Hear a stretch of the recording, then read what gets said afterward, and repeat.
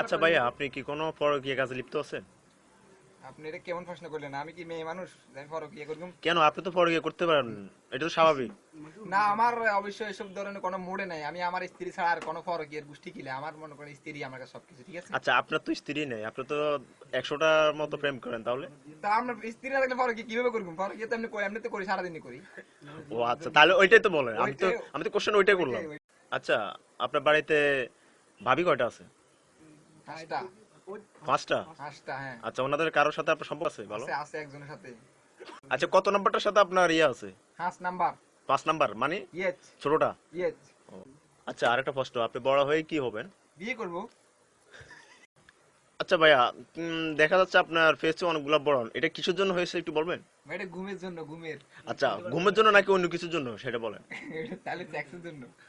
আচ্ছা, আপনার দোকানে ডেইলি কয়টা মেয়ে আসে? একটা। নাম কি? সকিনার মা।